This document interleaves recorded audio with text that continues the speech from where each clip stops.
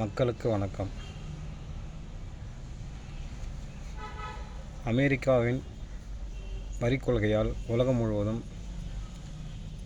பல லட்சம் கோடி நஷ்டம் ஏற்பட்டிருக்கிறது.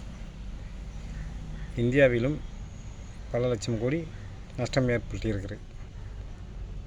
ஆனால் இந்தியாவில் இருக்கும் வர்த்தக நிறுவனங்கள், வியாபாரிகள் யாரும் கவலைப்பட தேவையில்லை. இதைவிட பல மடங்கு லாபம் வரும். மக்கள் கவலைப்பட வேண்டாம்.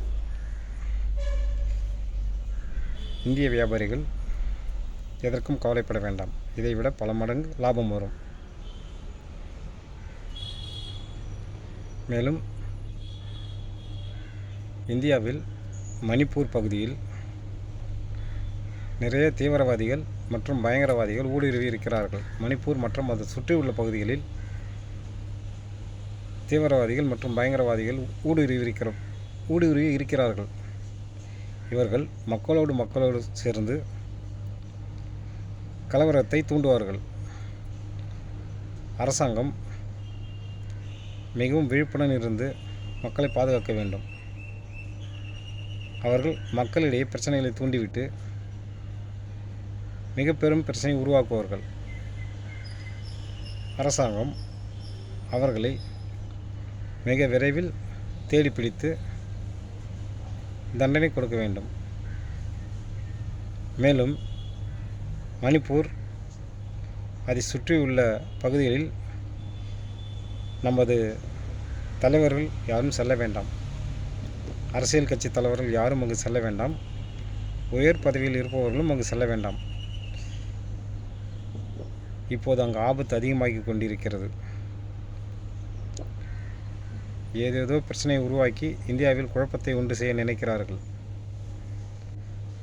மக்கள் முழு விழிப்புணர்வுடன் இருக்க வேண்டும். கோபதாபங்களுக்கு ஆட்படக்கூடாது. இது ஒரு ஆபத்தான முடிவு. மக்கள் ஜாக்கிரதையாக செயல்பட வேண்டும். ஆம், இது இந்தியாவின் ஒற்றுமைக்கு மிக வில்லங்கமாக அமைந்துவிடும். உடனே அங்கிருக்கும் தீவிரவாதிகளை காவல்துறையினர் மற்றும் இராணுவம் சேர்ந்து அப்புறப்படுத்த வேண்டும்.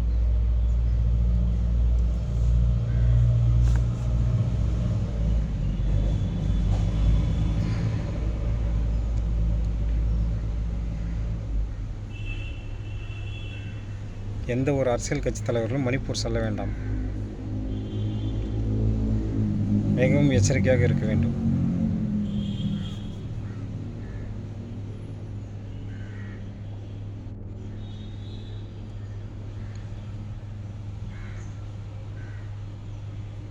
மக்கள் கவலைப்பட தேவையில்லை. மணிப்பூரில் வன்முறையை தூண்டுபவர்கள், தவறானவர்கள், தீவிரவாதிகள், வன்முறையாளர்கள் அனைவரும் அக்னியின் கையால் இறப்பார்கள். அவர்களின் முடிவு அக்னியின் கையில் இருக்கிறது. அக்னியிடமிருந்து அவர்கள் தப்பிக்கவே முடியாது. அதில் எந்த சந்தேகமும் இல்லை. மக்களை பகடைக்காயாக வைத்து அங்கு பிரச்சனை நடந்து கொண்டிருக்கிறது. அரசாங்கம் மிகவும் விழிப்புணர்வுடன் இருந்து மக்களை பாதுகாக்க வேண்டும்.